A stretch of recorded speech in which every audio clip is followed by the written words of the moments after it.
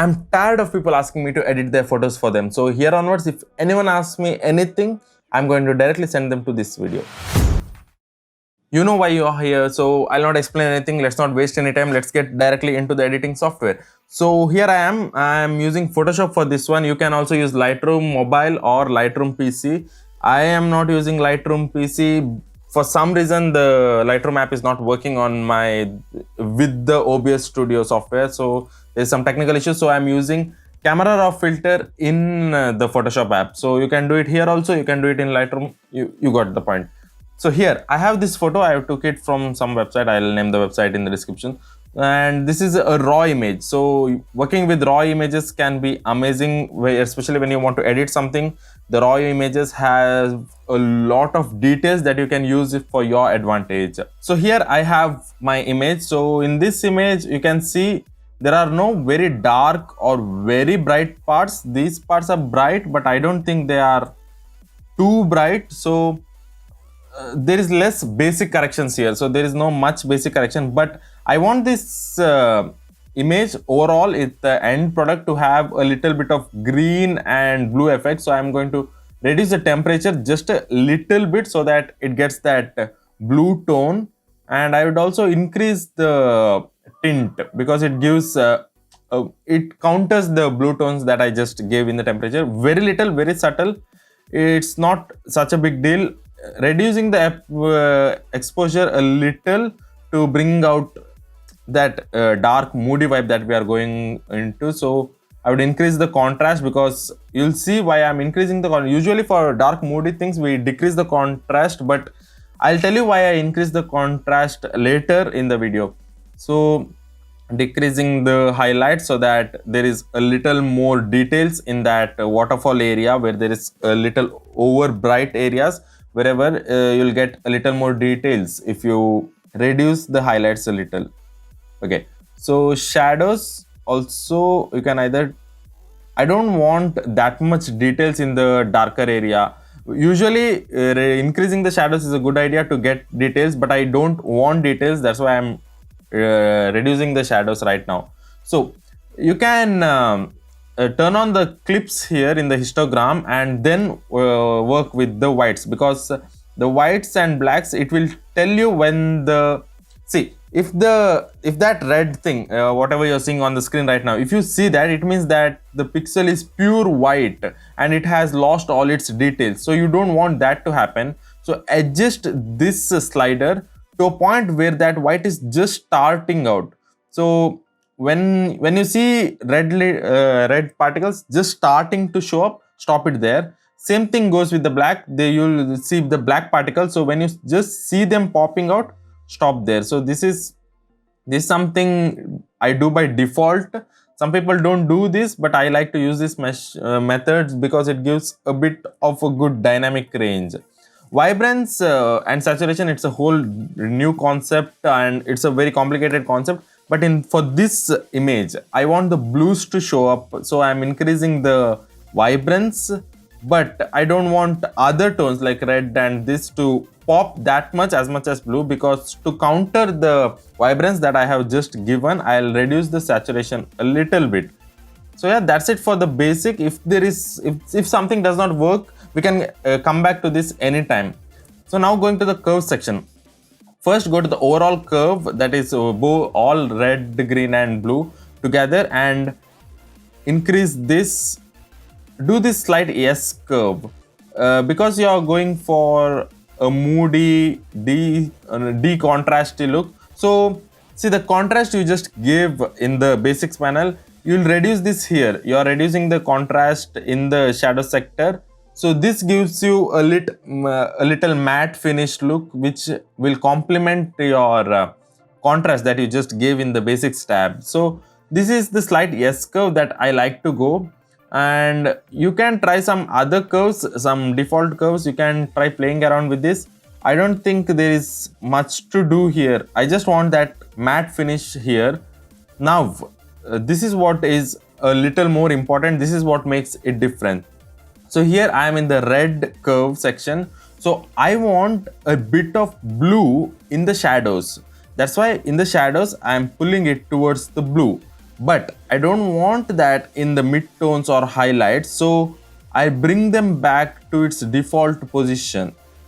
Now this can be a little tricky if you're doing this for the first time, but you get the point. If you see, the bottom part shows the shadows and the top part shows the highlights. So if I change something here, it will affect the highlights. You can see if I bring this towards the blue section, the highlights, that is the white part, will look a little bluish. If I take it other side, the highlights look a little reddish. Similarly here below, if I take this towards the blue side, the blacks will start looking a little bluer, and if I take it up, the blacks will start looking a little red. So I want a little blue tint in the, in the shadows, so I'm taking it towards the cyan side. So in the green channel, I want a little green in the highlights, very little, make it very subtle, because I'll be adding more green later. I don't want the green to overshadow anything else, and that's it. I don't want green in the shadows, nothing. So now for the blue, I want blue in the highlights, because the water is blue in color. The water is the highlights. So I want the water to look a little blue in the end product. That's why I'm using this technique to add some blue to the highlights. And in the shadows, adding yellow is fine. It will give you a cinematic look. I'll add just a little yellow. Okay, that's fine. We'll change it later. So now that's about the curve section. So in the curve section, don't worry about the details of the images or the detail color grading. Just know which color you want in the shadows and which colors you want in the highlights, and play with it accordingly. So now going to the detail section. Okay, so we did not do the texture clarity dehaze. Yeah, so we lack a lot of texture and clarity here. So if you can see, I want this to be a lot texture, because see, we just removed the contrast using the curve section, that is the white curve section, which is here. I'll just show you. So here we use this to remove a lot of details from the shadows, and this looks a little bit not so sharp, so I want a little texture and clarity. I usually add a lot of texture and clarity, especially if the image does not have directly facing the cameras. I usually try to add a lot of texture and clarity. This is up to your wish, how much texture, how much clarity you want. Dehaze also, it's fine, a little I'll add just to make sure it pops. Okay, so yeah, that's the thing. After that, you come to details. You can see here, you can zoom in and see.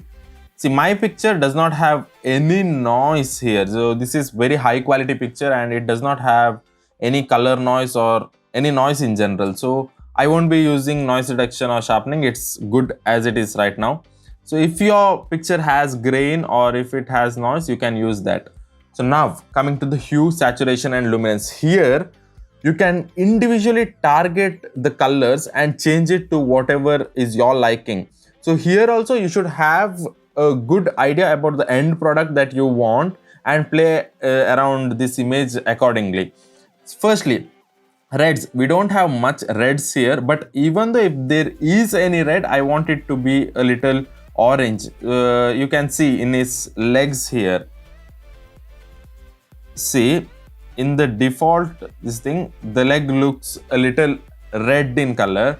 This teal orange look it looks like, but it is very good if you're going for a teal and orange combination. But I'm going for a little blue and green kind of composition, and I don't find it to be useful. That's why I want the reds to go towards the orange as much as possible. And then you can just look around whichever color is there. I like to play around with all the colors. So oranges, I'll keep it near orange itself. I don't want it to go towards yellow. All the yellows, you can see there's a lot of yellow in the bushes and all these plants here. So I want these to look lot greener. So I'll take it completely towards green, because I only want green and blue to in the end product. So I'm taking it towards total green. Greens also I want it to look a little darker. That's why I'm changing this. I don't think it's working, so a very little is fine. I don't no, I won't change the green. It's fine as it is. Even a little tweak is changing this too much. So I'll keep green as it is. Aquas, I want it to look a little more bluer. I want blue as much as possible. So all this slider I'll take towards blue. You can see the picture and do it carefully. I just know that there are no much colors in this photo, so I can't mess up that easily this picture. So I'm fine. I'm safe to take anything towards blue. The main thing that I have to keep in mind is that I want blues and greens in my end picture. So that's something I have to remember throughout the editing process. Now for saturation, this is hue. Hue, you change the color values to match the type of composition you're going for.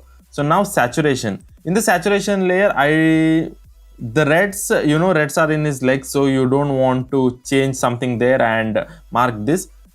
Greens, there is a lot of greens here, but if you can see, like if you can visualize, you can see in the last, but now if you can visualize, this person here is the highlight, and this waterfall that is also very white and bright in color, which gives you like that cinematic look. Everything other than this, that is these lights in the sides, they are like you don't want people to focus on them, so you want as little as possible. That's why I'm removing the saturation from the greens as much as possible. Yellows are also only in those areas, so I'm removing the saturation from the yellows as much as possible. I'll saturate the oranges a little bit because on the rocks you can see a little orange tint there. Blues, I'll increase a little bit, that is 4 or 5 is enough. Okay, so this is the luminance value. Now luminance value, as I already told you, I want the sides to look as dark as possible, so I'm going to remove the luminance value of greens completely and yellows to to a point where it actually makes some sort of difference in the images. So I want it dark as possible. So that's about it. Blues, I want it to look a little dark, a little brighter, because that blue will brighten up that guy's face there. So that's about the color mixture. You can see whatever changes I have done here. Don't try to copy this. I have seen a lot of YouTubers show you their settings and ask you to copy them, but I don't think it won't work. Sometimes it might, if you directly copy the exact composition that I'm doing. Sometimes it might look good, but it won't work all the time. Try to understand whatever things are, whatever adjustment I'm doing here, and try to implement it yourself. That's way better, I guess. So geometry, optics, everything is fine. It's a very good image. So before I go into the effects, I would give a little vignette. Yeah. After I've given a little vignette, I want to go to the effects. I want to crop this image. I am doing this image for some people like to crop it in the first. I like to do it in this part. I don't know why, because it gives me a lot of room to play around. I think that's the reason.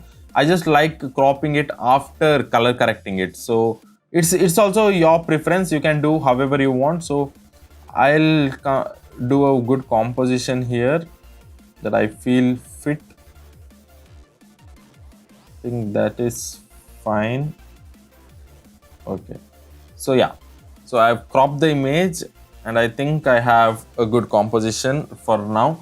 So yeah. Once again, give it a little more vignette to darken the outer space here. Okay, calibration is fine. So this is where everything changes, because these sliders, these three sliders, red primary, green primary and blue primary, this kind of affects the whole image. Like if you can see here, if I change one slider, it affects all the colors in the image. There are no much color in this picture, so you can't really make out how much changes is happening, but it actually makes a huge difference to just change these sliders. So you have to be very mindful and you have to know what you're going for while using these sliders. For me, it's very simple. In the red sector, I want the reds to stay as it is, but also to look a little more orangey, because his legs and face, those are the only red parts that matter to me right now. So only for that part I'll increase. The saturation value actually shows how much it's affecting your image. So if I increase the saturation and I increase this, you can see how much changes is happening. The legs, you can see his legs, how different just changing this can give you a totally different look. So you can play around this with this to see what works for you. So I'll give 10 saturation value and a little orangey look. That's it, nothing much, nothing very fancy here. So I told you I want the greenish look, so I am taking the green towards the a little bluer side, because I also want the blues to be very prominent later on. So yeah, the green kind of looks fine here. I don't think this is working. This is fine. My computer is very slow for some reason, I don't know why. Yeah, it's fine. So I like this. So now blue, I want it to be a little aqua in color, so aqua tones is fine. So yeah, I have this ready. Now this is like this is the part where most people stop editing, because it has done enough good. So the picture, you can just post this if you want, there is no problem, but I like to add a little more things to this to make it just a tad bit better. That is to go to the selective marking here. First I'll take linear gradient for this picture. So once I have the linear gradient, I'll add the gradient here, and now go to light, exposure, reduce the exposure, increase or decrease the contrast, reduce the highlights, reduce the shadows. So I just want it to look darker, that's it. That's why I'm reducing everything. I want it to look darker and with less contrast also. Okay, so I'll also reduce clarity and texture as much. Okay, I won't do clarity and texture right now, I'll do it later. I'll show you how that affects. So I'll just make it that much more darker. This makes sure that the focus point of this whole image is that guy in the middle, so everyone will not get lost looking at something else in the picture, because there is something they have to focus on. Now select subject. So you can use brush, or you can directly use select subject and let Photoshop do it for you. The Photoshop will search and find this guy and select him for you. So it is less work for you if Photoshop can do it itself.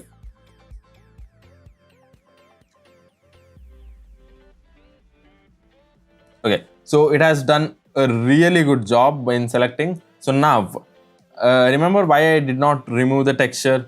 Invert the selection here, so everything other than your subject is selected, and go here and reduce the sharpness and reduce, where is the effects? Okay, reduce the clarity, reduce the texture and increase the haze.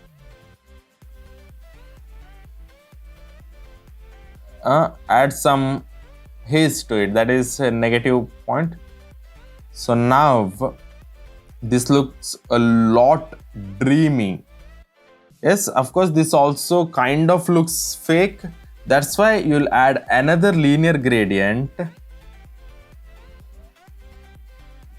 Add it here to the foreground. I'll adjust this.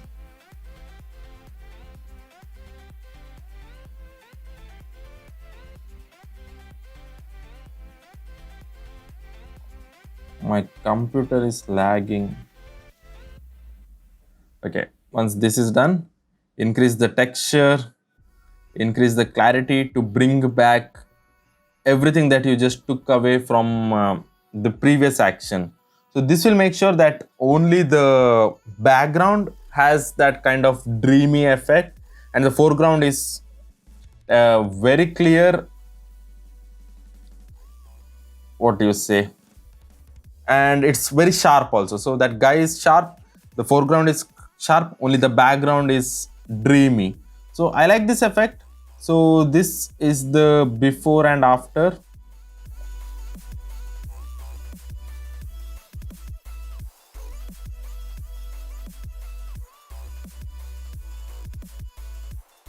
So yes, that's it for this video. So I hope you liked this effect, and I hope you will use it in your Instagram. So if you ever end up using this effect or trying this tutorial, do send it to me somehow or tag me on Instagram. I'll see. I think that's it for this video. I'll come back with some other effects some other time. Until then, peace.